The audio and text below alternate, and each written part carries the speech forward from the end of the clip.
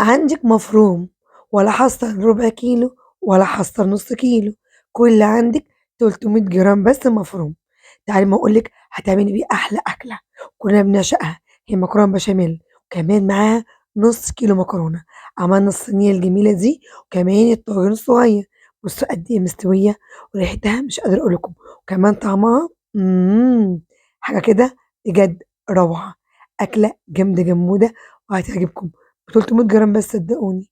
تعالوا أمّا أقول لكم أنا عملتها إزاي، وبجد سهلة جدًا، جدًا، ما فيهاش أي افتكاسات، مكرونة بشاميل. بس يالّا مع بعض نعملها بطريقة سهلة، يالّا بينا. وأول حاجة هاعملها وهي الحشو، اللي هي العصاج، تمام، اللي هي ب300 جرام لحمة مفرومة. هافضل طول الفيديو أقول لكم 300 جرام أيًا كان يا جماعة، ما تعقّدوش الدنيا، صدقوني لو 100 جرام هتعملوا أحلى أكلة. تمام كده، هنجيب القلاية أو الحلة اللي هنعمل فيها العصاج، هانزل فيها بمعلقة سمنة كبيرة، وهاكون مجهزة بصلتين مفرومين كبار، وبعد ما ياخدوا معايا تتبيلة كده أنزل عليها بمعلقة توم. هنا معلقة التوم بتخلّي العصاج يروح مكان تاني خالص. كده أحط بهاراتي بقى فلفل أسود، معلقة كزبرة، ربع معلقة سبع بهارات، تمام، معايا بابريكا وملح مش هيتحط دلوقتي خالص. ومجرد تطلع معايا ريحة التوابل واشمها كده، هابدأ أنزل عليها بالمفروم بتاعنا. تمام، بالشكل ده، وأبدأ بقى أعصّج اللحمة مع البصل، أشبّعهم من بعض لحد ما الاتنين بُصّوا يكونوا إيه، حاجة واحدة، بُصّوا كده من برّه لجوّه، باخد البصل على اللحمة بالشكل ده، طبعًا هي لسه نيّة، إيدي فيها ونار متوسطة لحد ما اللحمة تفُك معايا خالص، يعني تكون مفلفلة معايا. في المرحلة دي كنت معلّقة على مَيّة على النار فيها رشة ملح ومعلقتين زيت وسلقت كيس المكرونة. كده جهزت معايا.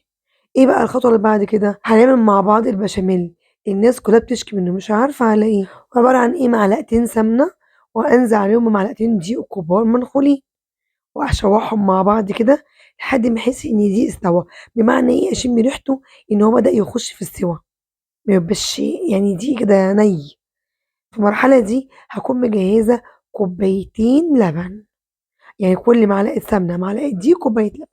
ده اللي أنا عايزاه، أضبّط حياءه وأجهّزه، كده معايا البشاميل جاهز.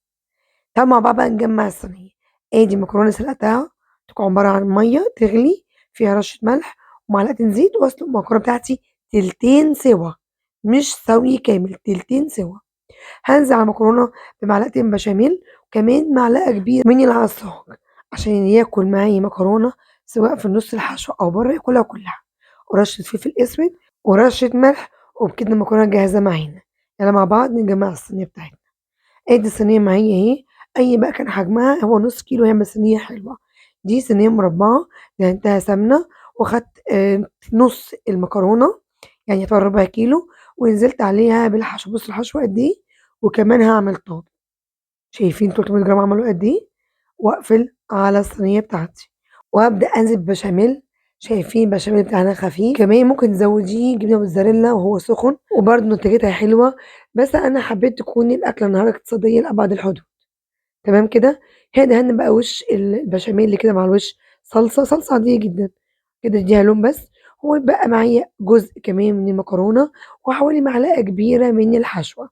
هنعمل مع بعض طاجن كده صغير جميل، هنحط في الأول معلقة بشاميل وهننزل عليها باقي المكرونة نصها تحت وباقي المفروم كله. بُصّوا قد إيه 300 جرام عمل لي كمية حلوة.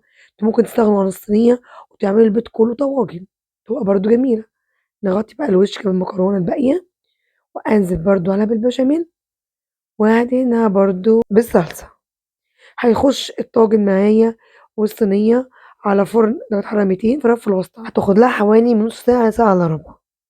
وبعد ما خدت معايا ساعة إلا ربع ده شكلها يا جماعة، صدقوني ده الفرن بس أنا ما ولعتش الشواية. شايفين؟ هي الصلصة تطلع لون جميل جدًا وريحتها خطيرة، وكمان بُصّوا الطاجن واخد لون خطير من غير بيض خالص، لونه حلو أوي، أوي معلقة الصلصة اللي على الوش. شايفين؟ طبعًا أنا هاقدّم الصينية للأولاد والطاجن لباباهم. حلو أوي الصينية معاكم في العزومات، جميل جدًا. وعايزة أقول لكم كمان خطوة الصينية دي ممكن تستغنوا عنها وتعملوا كل الأكلة في طواجن، تبقى برضه جميلة جدًا. شايفين شكلهم مستوية إزاي من جوّه؟ طبعًا كل خطوة مشينا مع بعض فيها المكرونة تكون تلتين سِوَى ما تكونش مهرية معاكِ عشان تاخدي نتيجة زي النتيجة دي. ندوق بقى مع بعض، سخنة شوية بس إيه، بجد ريحتها ما تتوصفش، باقول لكم طعمها كمان.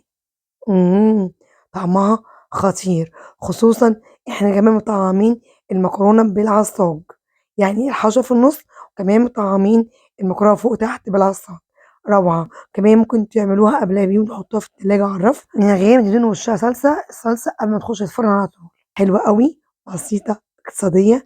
أتمنى تكون النهارده الأكلة عجبتكم، أتمنى كمان أشوف كومنت تشجيعي ولايك وتشيّروا الفيديو، ولو مش تابعينّي تابعوني. كل سنة وكل حبايبي طيبين، مع تحياتي ميري أنور، سلام.